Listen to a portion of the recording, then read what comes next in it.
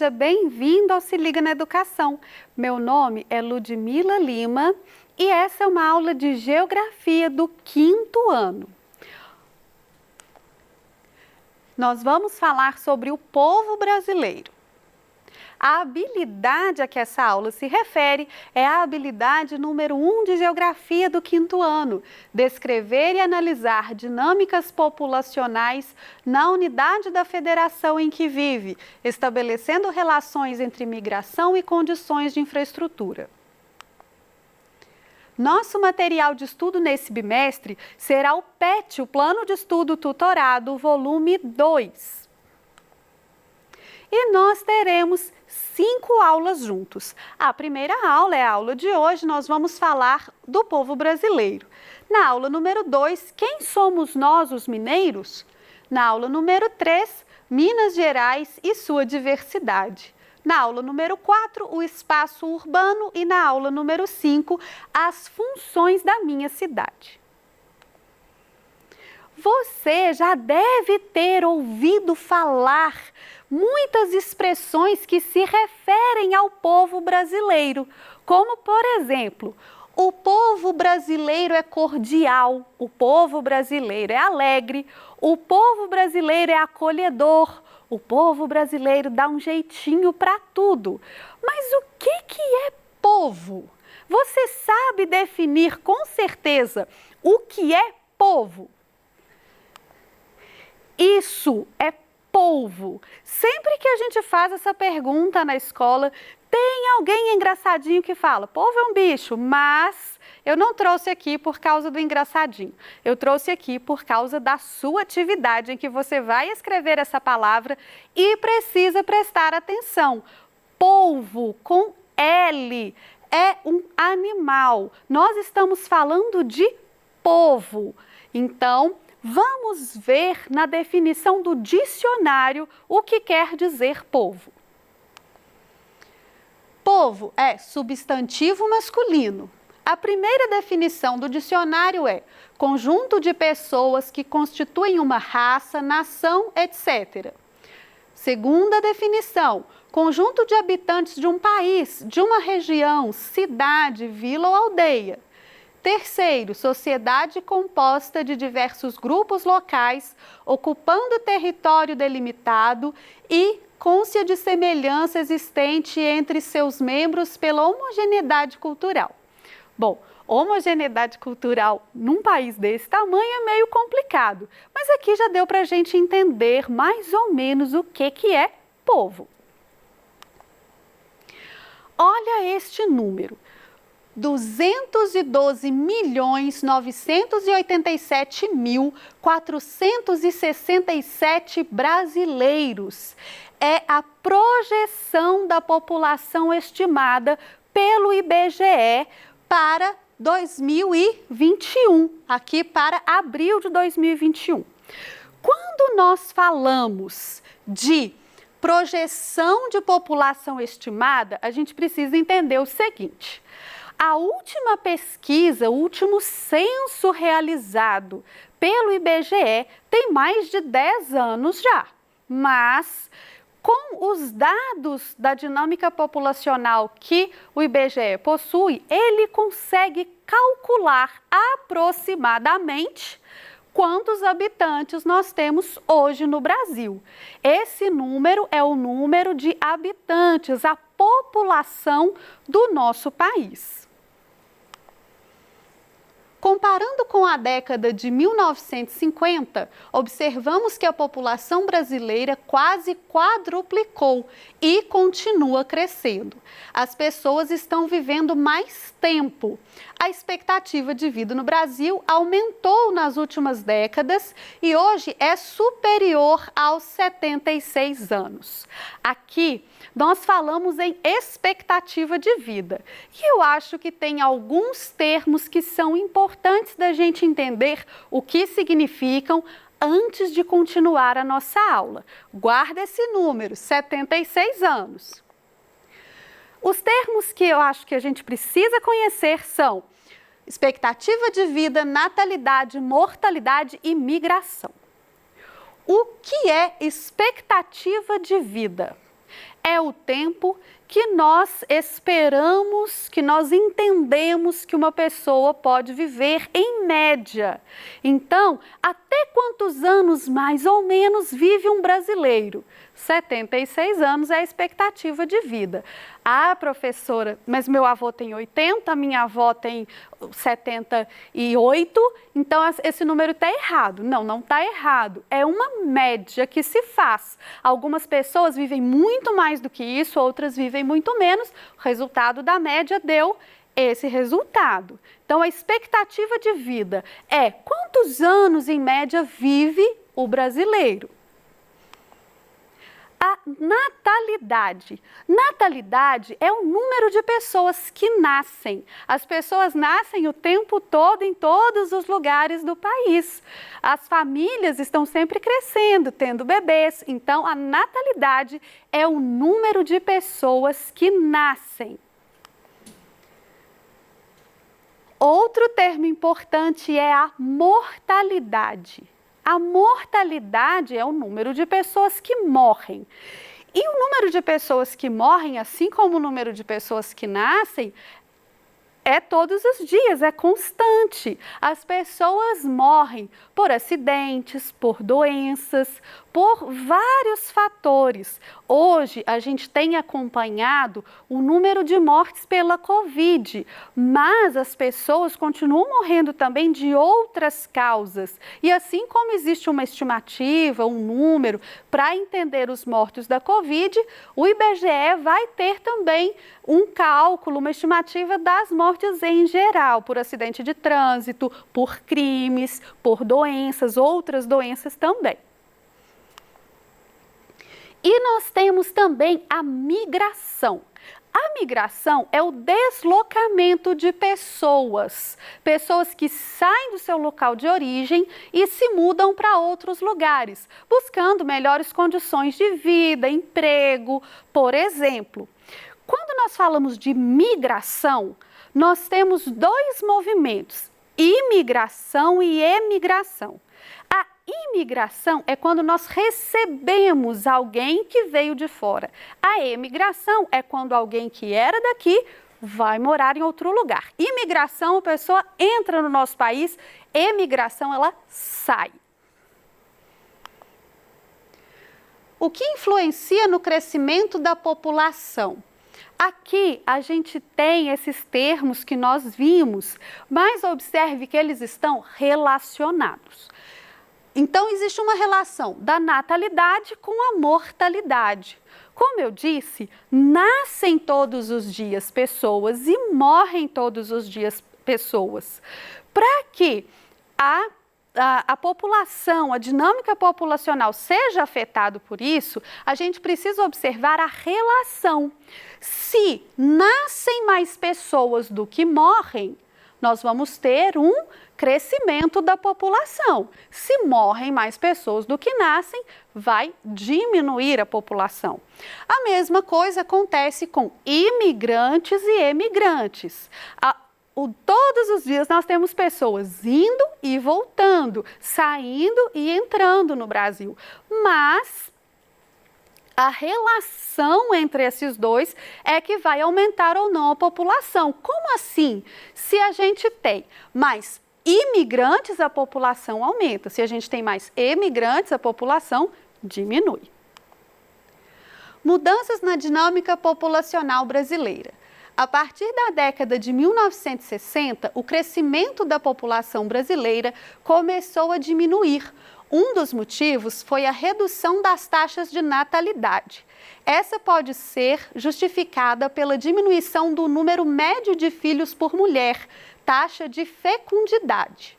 A redução da taxa de fecundidade está relacionada a diversos fatores, como o aumento da escolaridade, da participação da mulher no mercado de trabalho e o planejamento familiar, que permite aos casais decidirem quantos filhos querem ter com base nas condições de vida que poderão oferecer a eles.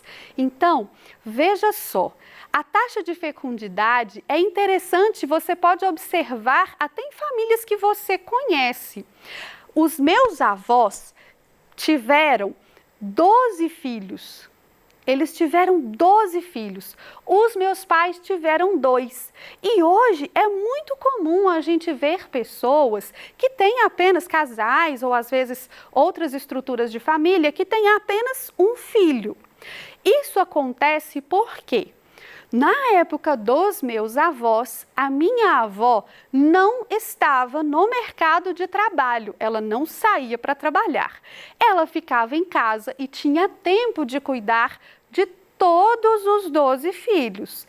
Também existe a relação do controle familiar, do planejamento familiar. Os métodos contraceptivos trouxeram a possibilidade dos casais escolherem quantos filhos vão ter. Minha mãe já trabalhava e já teve essa possibilidade de fazer um planejamento familiar. E como hoje em dia as coisas estão muito caras, às vezes existe uma dificuldade, muita coisa a gente quer oferecer para os filhos, nós queremos uma escola boa, nós queremos plano de saúde, nós queremos roupas, brinquedos, viagens, então fica difícil você sustentar com todo esse conforto 12 filhos. Então, isso interferiu na taxa de fecundidade, na quantidade de pessoas que nascem. Outra mudança na dinâmica populacional brasileira está relacionada ao aumento da população idosa com 60 anos ou mais. Observe no esquema abaixo como a população brasileira se distribuía nas 3 faixas de idade, faixas etárias, nos anos de 1991 e 2015, segundo pesquisa do IBGE. Então, veja só, nós estamos dizendo que a expectativa de vida do brasileiro aumentou. Se a expectativa de vida aumentou, as pessoas vivem por mais anos, elas ficam mais velhas. E isso significa que a população continua crescendo, mas ela não cresce mais tanto quanto antes, porque a taxa de natalidade diminuiu. Vamos observar esses gráficos aqui? Olha só, aqui em 1991, nós temos 45% de jovens, então 45% da população era jovem, 48% de adultos e só 7% de idosos. Em 2015, nós temos 30% de jovens, 56% de adultos e 14% de idosos, quase dobrou o percentual de idosos. E de jovens diminuiu um pouco. Observando o gráfico, vamos pensar nas taxas de natalidade, mortalidade e expectativa de vida. Veja só, por que será que o número de jovens diminuiu? Não o número, o percentual de jovens diminuiu. Porque nós acabamos de falar que a natalidade diminuiu. Se os casais têm menos filhos, o número de pessoas jovens na população aumenta, diminui. O percentual de pessoas jovens vai diminuir. E o número de idosos, o percentual de idosos praticamente dobrou. Como é que isso acontece? Isso acontece porque a expectativa de vida dos brasileiros aumentou. Como que a expectativa de vida pode aumentar? A expectativa de vida aumenta quando a gente tem melhores condições de vida para esses idosos, quando a gente tem mais recursos na medicina, mais amparo a esses idosos. Na aula de hoje, nós vimos que o Brasil tem aproximadamente 212.987.467 habitantes. E vimos também que isso é uma estimativa, porque há mais de 10 anos nós não temos um censo para apurar exatamente quantas pessoas nós temos no Brasil. Nós vimos o que significa expectativa de vida, natalidade, mortalidade, migração. Então, expectativa de vida, o tempo médio que vivem as pessoas, que vive a população.